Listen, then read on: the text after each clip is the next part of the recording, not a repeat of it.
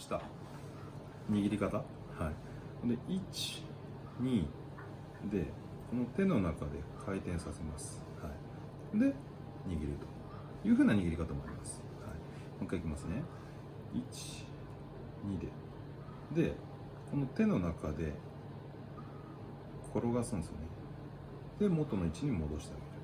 だからまあこれ片手返しですね、要は。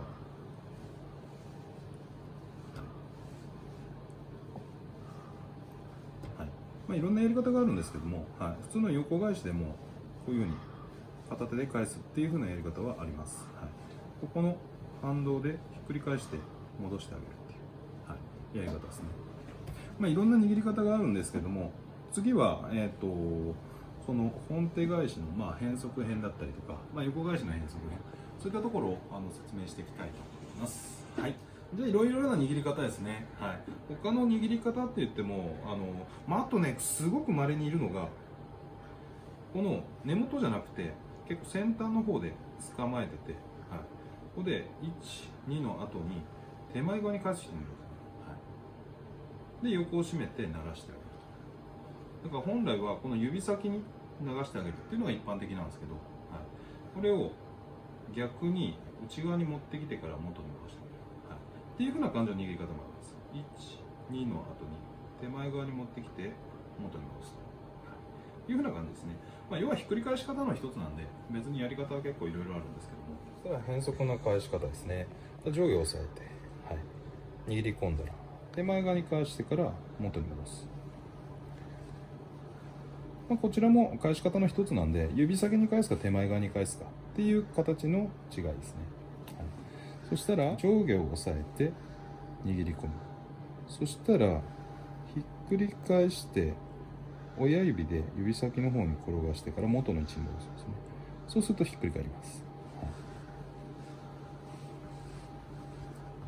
はいはい、手の中でこうやって返す方法、これが片手返し。はい、で本手返しの変則編っていうのは1、2の後に人差し指ここまで OK です。はい、そしたらここの側面で、はい、ここで取ってあげるんですね。はい、この側面で取ってあげてひっくり返す。本手返しを普通だったらこの状態で横に返すんですけど、1、2で本手返しにしてここをくるっと回して、はい、まあ、要は動作を大きくしてるっていうのが中心なんですけど、というふうな感じで出来上がったりもします。はい、1、2、結構無駄な動きなんですけどね。ただカウンターパフォーマンスとして見せるっていう意味もあるんで、はい、まあ、カウンターなんかの場合ではそういった握り方なんかもしたりします。はい、まあ、あとはね普通の固定返しでも、はい、こんな感じで大きく見せて、はい、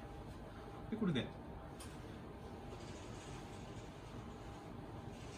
はいどうぞっていうふうな感じでお出したりとか、はい、まあ、いろんなやり方がありますので、まあ、やり方の一つぐらいで覚えておいてください。